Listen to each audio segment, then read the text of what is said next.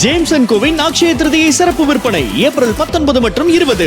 இந்த வீட்டு உபயோக பொருளுக்கும் தங்க நாணயம் இலவசம். Conditions apply. இனிமே கண்ணை மூடிட்டு கடலை எண்ணெய் வாங்கலாம். ஏன்னா மந்த்ரா கடலை எண்ணெய் இதயத்தின் தயாரிப்பு. வறுக்க பொரிக்க ஏன் எல்லா சமையலுக்கும் மந்த்ரா தான். மந்த்ரா கடலை எண்ணெய் அபார ருசி, ஆரோக்கியமான உடல் நலம். காங்கிரஸ் எம்பி ராகுலுக்கு இந்தியாவிலும் ஐரோப்பிய நாடான பிரிட்டனிலும் குடியுரிமை உள்ளதாக கடந்த 2019 குற்றச்சாட்டு எழுந்தது. லண்டனைச் சேர்ந்த பேக் ஆப்ஸ் லிமிடெட் நிறுவனத்தின் இயக்குநராக ராகுல் இருந்தபோது 2005 மற்றும் 2006 ஆண்டுகளில் தாக்கல் செய்யப்பட்ட ஆண்டறிக்கைகளில் ராகுல் தன் பிரிட்டன் குடியுரிமையை வெளிப்படுத்தியுள்ளார். அவரது லண்டன் வீட்டு முகவரியை அதில் குறிப்பிட்டுள்ளார் என தெரிவிக்கப்பட்டது.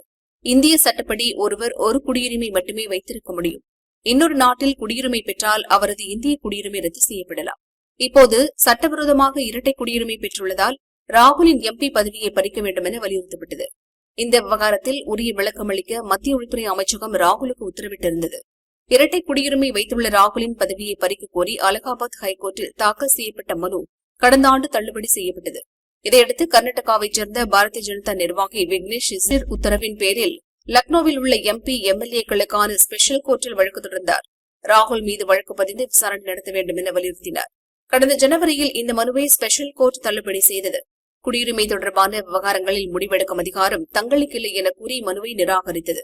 இதையடுத்து அலகாபாத் ஹைகோர்ட்டில் விக்னேஷ் சிஷிர் மேல்முறையீடு செய்தார். இந்த மனு அலகாபாத் ஹைகோர்ட் லக்னோ கிளையில் விசாரணைக்கு வந்தது. அப்போது விக்னேஷ் சிஷிர் முன்வைத்த வாதத்தில் ராகுலின் இரட்டை குடியுரிமை தொடர்பாக பிரிட்டன் அரசு அனுப்பிய மின்னஞ்சல்கள், ஆவணங்கள் நீதிமன்ற பரிசீலனைக்கு வைக்கப்பட்டுள்ளன. கடந்த 2004 லோக்சபா தேர்தலின் போது லண்டனில் உள்ள பார்க்லேஸ் வங்கியில் தனக்கு கணக்கு இருப்பதாக ராகுல் ஒப்புக்கொண்டுள்ளார். இதன் அடிப்படையில் தீர்ப்பு வழங்க வேண்டும் என வலியுறுத்தினார். இதையடுத்து அலகாபாத் ஹைகோர்ட் பிறப்பித்த உத்தரவு. ராகுலின் இரட்டை குடியுரிமை தொடர்பாக முறையான சரிபார்ப்பு அவசியம். இந்த விவகாரத்தில் அதிகாரப்பூர்வ ரகசியங்கள் சட்டம், பாஸ்போர்ட் சட்டம் மற்றும் வெளிநாட்டினர் சட்டம் ஆகியவற்றின் கீழ் விசாரணை நடத்தப்பட வேண்டும் என கோர்ட் கருதுகிறது.